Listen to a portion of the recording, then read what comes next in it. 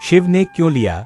हनुमान जी का जन्म संपूर्ण कथा। एक कथा का प्रारंभ भगवान राम के अवतार की योजना। सतयुग के अंत और त्रेतायुग के प्रारंभ में धरती पर अधर्म और रावण जैसे असुरों का अत्याचार बढ़ गया था। रावण को वरदान था कि वह देवता, दानव और असुरों द्वारा मारा नहीं जा सकता, लेकिन उसने मनुष्य और वानर को तुच्छ समझकर वरदान में उनका उल्लेख नहीं किया। इसी कारण भगवान विष्णु ने निश्चय किया कि वे मनुष्य रूप में श्री राम के रूप में अवतार लेंगे और रावण का वध करेंगे। 2 नारद मुनि की विनती।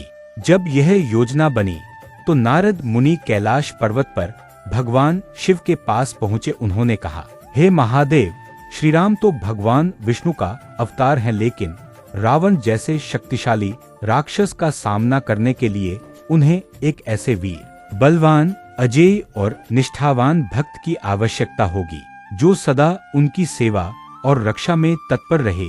यह कार्य आपसे बेहतर कोई नहीं कर सकता। भगवान शिव ने मुस्कुराते हुए उत्तर दिया, नारद, यदि यह श्री राम की सेवा के लिए है तो मैं निश्चय ही जन्म लूंगा। 3 माता अंजनी की तपस्या।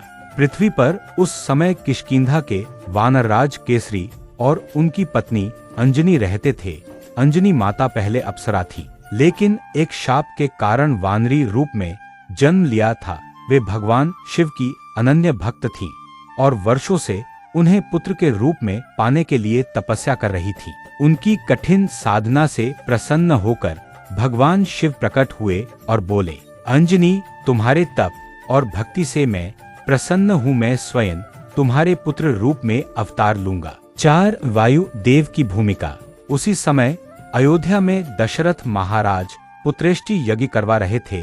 यज्ञ पूर्ण होने पर उन्हें दिव्य खीर प्राप्त हुई, जो उनकी रानियों को देनी थी। किंवदंती के अनुसार कुछ खीर का भाग वायु देव द्वारा अंजनी माता तक पहुंचा दिया गया। उस खीर में भगवान शिव का तेज मिला हुआ था। वायु देव ने शिव के दिव्य अंश को अंजनी माता के गर्भ में स्थापित किया। 5 हनुमान जी का जन्म। चैत्र मास की पूर्णिमा के दिन अंजनी माता ने एक तेजस्वी बालक को जन्म दिया। जन्म के समय बालक के शरीर से अपार तेज निकल रहा था और उसके गले में रुद्राक्ष की माला थी। देवताओं ने आकाश से पुष्प वर्षा की और सभी ने कहा, यह बालक शिवावतार है, इसका नाम होगा हनुमान और यह श्री राम का परम भक्त बनेगा। 6 बचपन की अद्भुत घटनाएं। बचपन में हनुमान जी ने सूरज को फल समझकर निगल लिया था, जिससे पूरे संसार में अंधकार छा गया।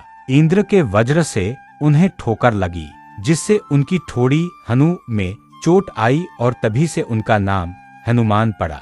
वायु देव ने क्रोधित होकर सारा प्राणवायु रोक लिया, जिससे देवता घबरा गए और सभी ने आकर हनुमान जी को वरदान दिए, अमरत्व, अपार बल, बुद्धि और विद्या। 7 जन्म का असली उद्देश्य। भगवान शिव ने यह जन्म केवल एक उद्देश्य से लिया था, एक श्री राम की सेवा और आजीवन भक्ति करना, 2 धर्म की रक्षा और अधर्म का नाश करना, 3 इस संसार को यह सिखाना कि निस्वार्थ सेवा और भक्ति ही सबसे बड़ा धर्म है।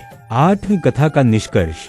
हनुमान जी, जो स्वयं महादेव के अंशावतार हैं, ने श्री राम की सेवा करते हुए पूरी त्रेतायुग में अद्भुत कारनामे किए। लंका दहन, संजीवनी लाना, रावण का संहार में सहयोग और अनगिनत बार भक्तों के संकट दूर करना। इसलिए हनुमान जी को एक साथ राम भक्त और शिवावतार दोनों रूपों में पूजते हैं। जय श्री राम, जय बजरंगबली। हर हर महादेव।